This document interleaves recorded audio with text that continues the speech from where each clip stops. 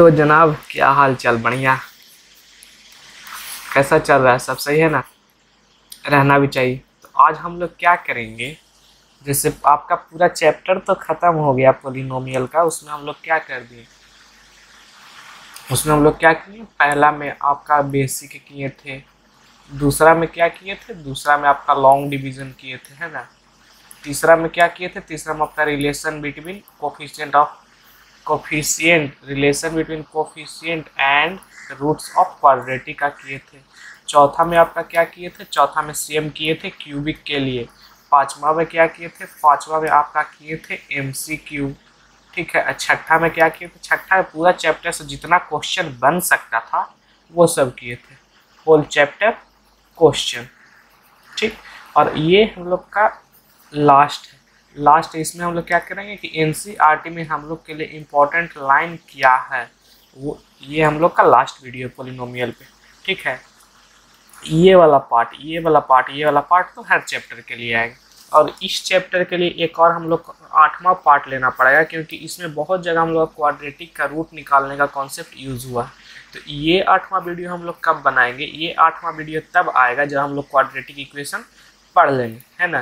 Quadratic equation पढ़ लेंगे तब ये वीडियो आएगा, पोलिनोमियल का पार्ट 8। उसमें क्या रहेगा, उसमें जैसे पोलिनोमियल है ना, इसमें चैप्टर 4 का कुछ कॉन्सेप्ट यूज होता है। तो चैप्टर 4 का जब हम कंप्लीट कर लेंगे तब पोलिनोमियल का एक वीडियो और लाएंगे जिसमें सब जो कॉन्सेप्ट यूज हुआ है। अब बीच बीच वीडियो में देखिएगा तो हम बताते हैं कि क्वाड्रेटिक का आपको क्वाड्रेटिक का चैप्टर में पढ़ाएंगे, तो वो आने के बाद पार्ट 8 इसका आ जाएगा। तो आइए आज का हम लोग मार्किंग शुरू करते हैं कि एनसीईआरटी हमारे लिए इम्पोर्टेंट क्या है। तो सबसे पहले तो यहाँ देखिए, ये सब आपका एमसीक्यू वगैरह में आ सकता है।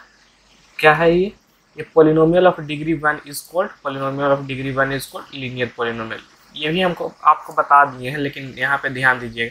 तो ये सब आपका एग्जाम्पल है। उसी तरह polynomial of degree 2 is called quadratic polynomial, है ना, यह आपका एग्जाम्पल। उसी तरह से polynomial of degree 3 is called cubic polynomial, है ना। डिग्री 3 रहेगा तो क्यूबिक, डिग्री 2 रहेगा तो क्वाड्रेटिक। डिग्री किसको बोलते हैं, maximum power of variable. Degree किसको बोलते हैं, डिग्री तो आपको याद हो गया होगा, इतना बार बताया है ना। मैक्सिमम पावर ऑफ वेरिएबल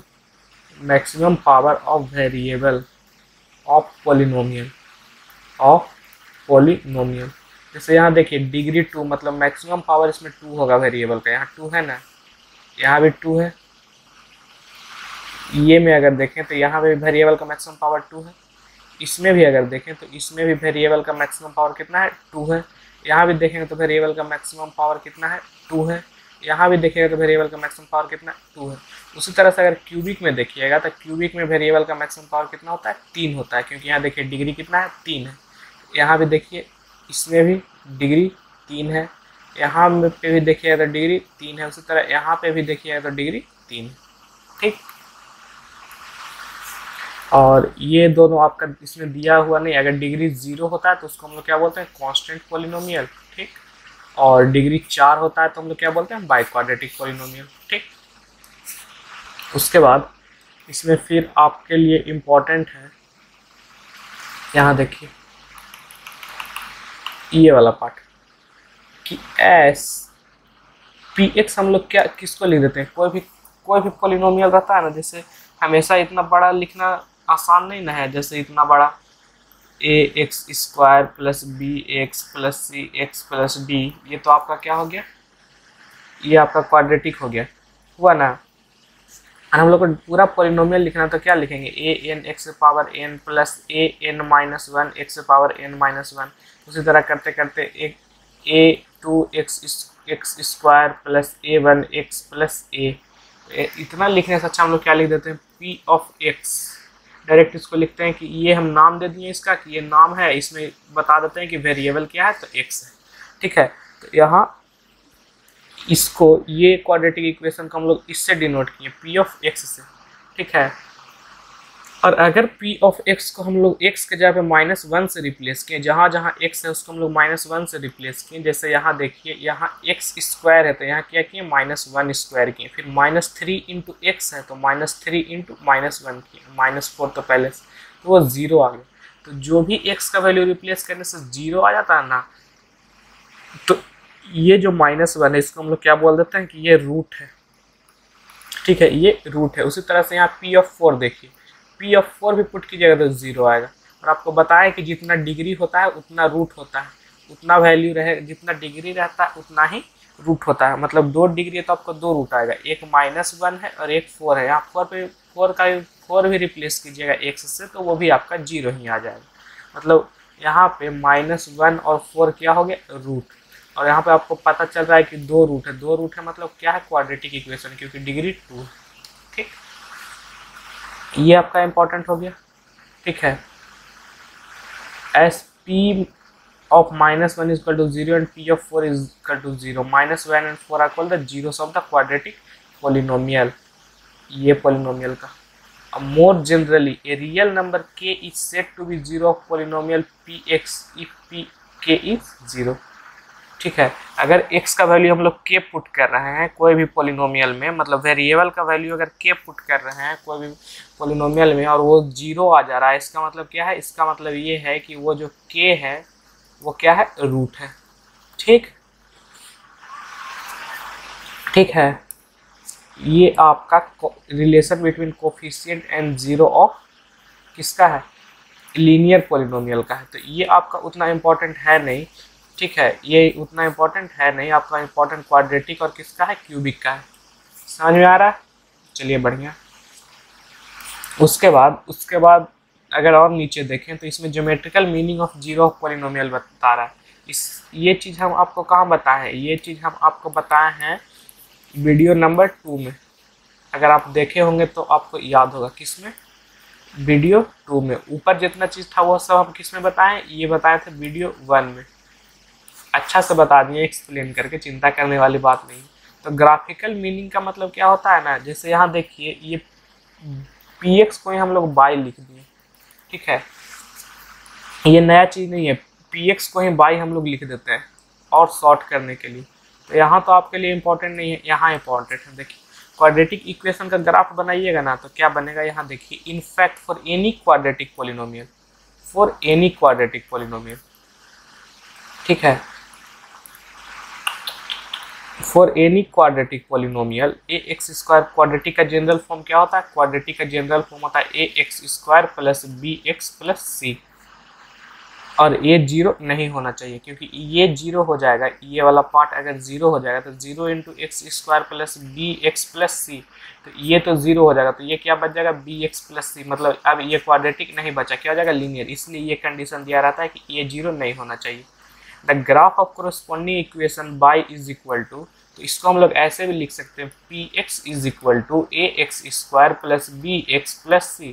और इसी को हम लोग ऐसे भी लिख सकते हैं, y is equal to ax² plus bx plus c। और जैसे जैसे x का वैल्यू हम लोग चेंज करेंगे y का वैल्यू चेंज होगा। और इसको अगर हम लोग इस पर प्लॉट करेंगे ग्राफ पे तो कुछ ऐसा बनता है, यू टाइप का। ठीक है, यू टाइप का, या तो ऊपर में है या नीचे में है, ऐसे। जरूरी नहीं है यहाँ बनेगा, यहाँ भी ऐसे बन सकता है, यहाँ भी बन सकता है, बीचों बीच ऐसे बन सकता है, ऐसे बन सकता है। ठीक है, ऐसे, ठीक, बनता है यूं ही टाइप का। अब जहाँ पे ये आपका जो a है, a लेस देन 0 तो ये उल्टा ग्राफ बन जाएगा, और a ग्रेटर देन 0 है तो ये आपका सीधा ग्राफ बनेगा, ऊपर वहाँ मुँह फड़। ये आपको यहाँ बता रहा है कि shape is either upward like U और open downward depending on whether a greater than 0 और a लेस देन 0। और ऐसा जो ग्राफ बनता है इसको हम लोग बोलते हैं पैराबोला। आपका 2021 का सैंपल पेपर में ये क्वेश्चन पूछा गया है कि इसका ग्राफ कैसा होगा, तो वो क्या होगा, पैराबोला। खैर 2021 का तो एग्ज़ाम नहीं हुआ, लेकिन उसका इसमें पूछा गया था सैंपल पेपर में। अब एग्ज़ाम होता तो शायद एग्ज़ाम में भी पूछा जाता। ठीक है, उसके बाद देखिए,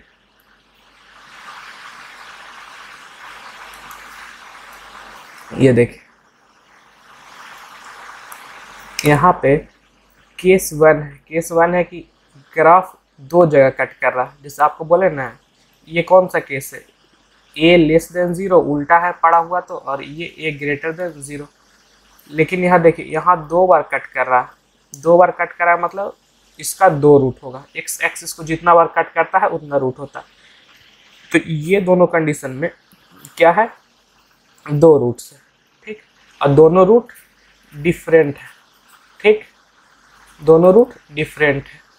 तो इस केस में क्या होता है, जैसे देखिए हम लोग आगे पढ़ेंगे ना, आगे पढ़ेंगे डी ग्रेटर डी पढ़ते हैं। जैसे आपका ये है ना, A X square plus B X plus C, तो डी कैसे निकलता है, तो डी होता है, ये बी है ना, बी का बी स्क्वायर माइनस 4 इंटू ए इंटू सी।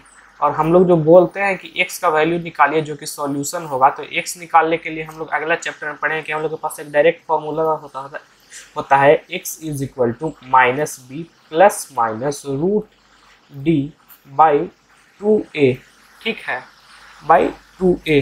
तो अगर d, जैसे यहाँ देखिए, अगर d 0 से बड़ा है, ठीक, d 0 से बड़ा है तो आपका यहाँ पे कुछ ना कुछ तो वैल्यू आएगा, ये रूट d का वैल्यू। मान लेते हैं कि d 0 से बड़ा है तो 0 पॉइंट, इसका रूट लेके 0.5 आ रहा है। तो आप यहाँ देखिए b plus minus 0.5 by 2a आ रहा है, ठीक है। तो अब इसको हम लोग सॉल्व करेंगे।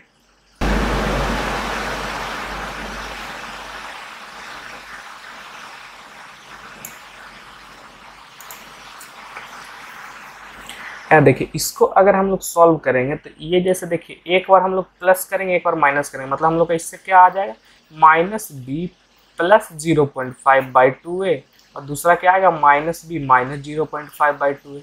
तो इतना से आपको ये समझ में आ जाना चाहिए कि ये दूसरा नंबर आएगा और ये दूसरा नंबर है, क्योंकि कोई चीज़ में एक बार प्लस करेंगे एक बार माइनस करेंगे तो दोनों तो दूसरा वैल्यू ना आएगा।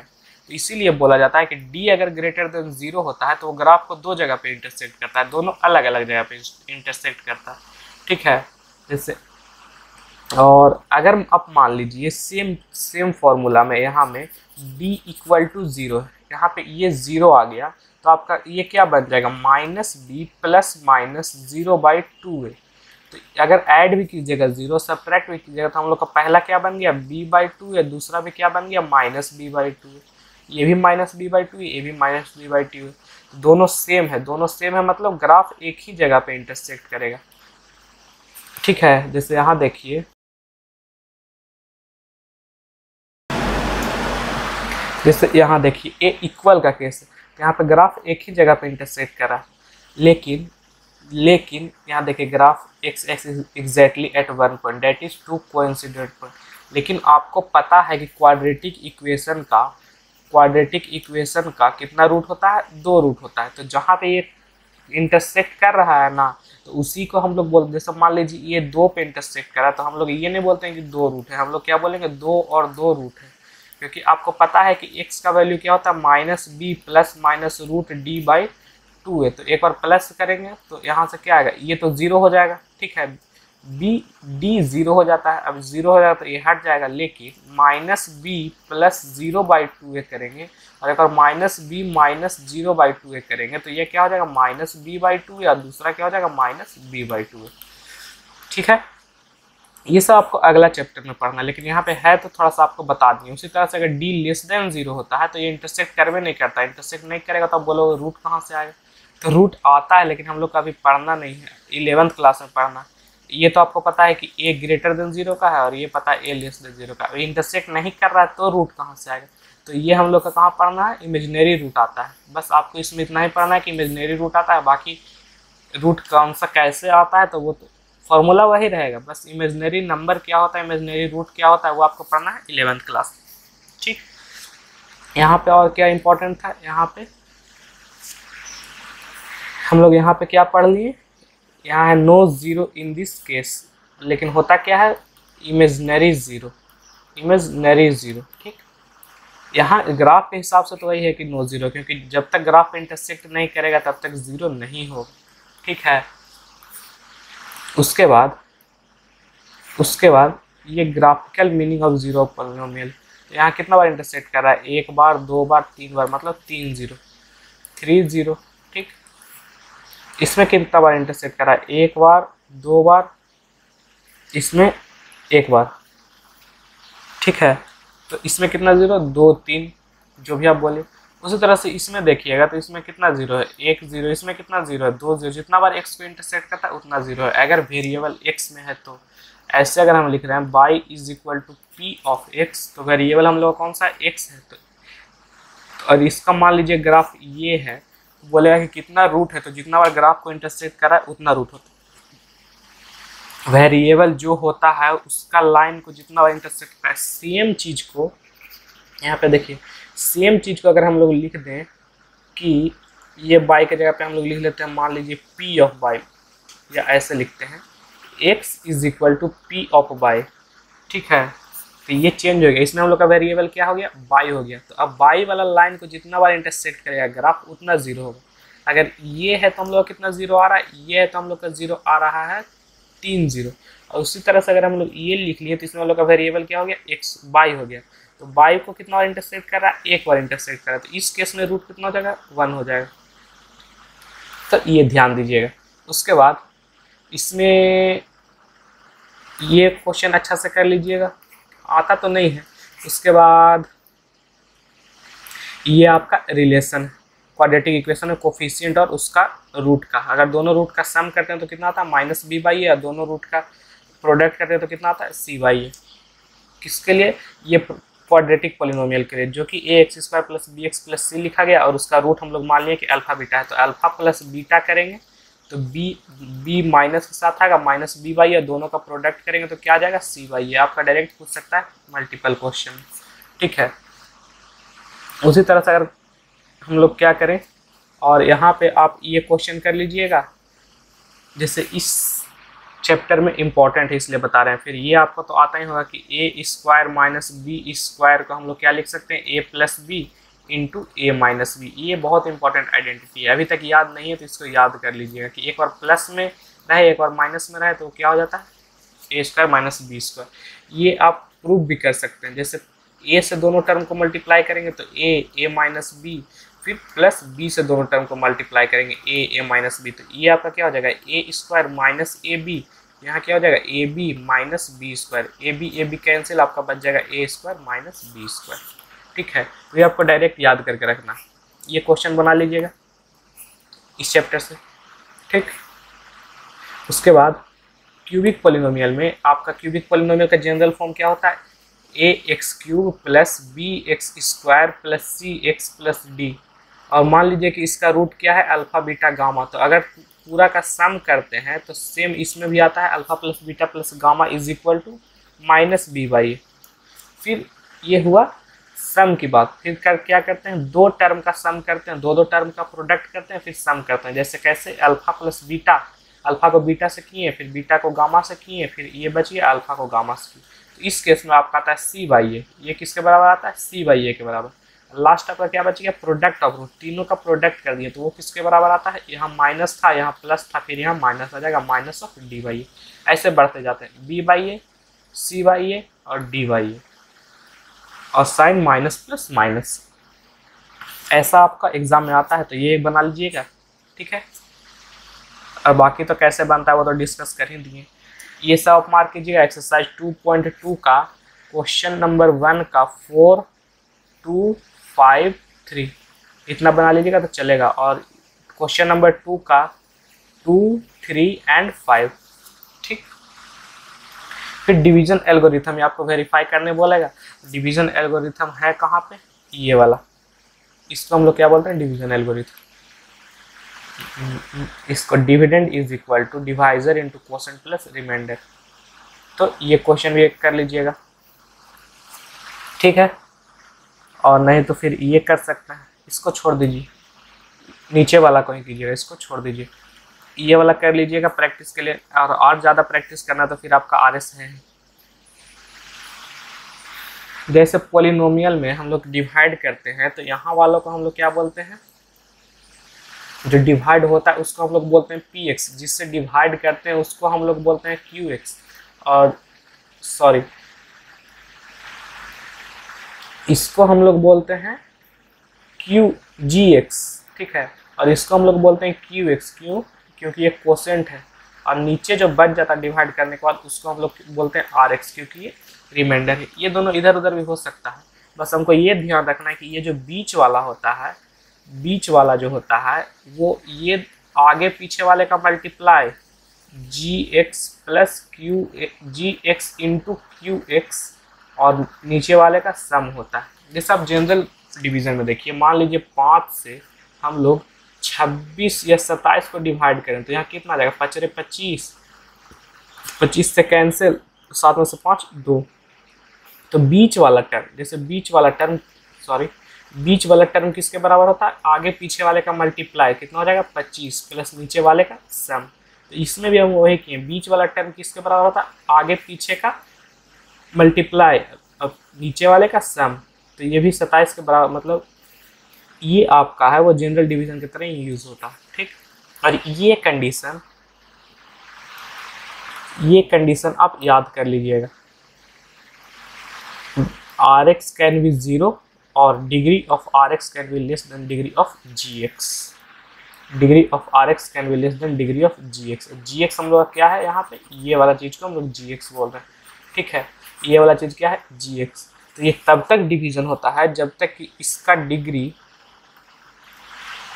इससे का डिग्री से कम ना हो जाए, तब तक डिवीजन होते रहता है। जैसे यहाँ पे भी देखिए, ये डिवाइड कब तक होगा, जब तक कि नीचे वाले का डिग्री, जो रिमाइंडर का डिग्री नहीं, यहाँ जब तक नीचे वाला बड़ा है तब तक डिवाइड होगा, और जहाँ जब किससे बड़ा, इससे बड़ा, और जब नीचे वाला इससे छोटा हो जाएगा तब डिवाइड नहीं होता।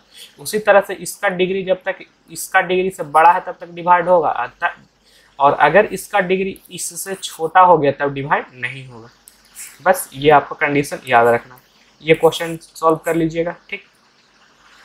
उसके बाद ये एक्सरसाइज 2.3 में पहला का थर्ड बना लीजिएगा, दूसरा का सेकंड और थर्ड बना लीजिएगा, तीसरा ट्राई कीजिएगा, फिर पांचवा में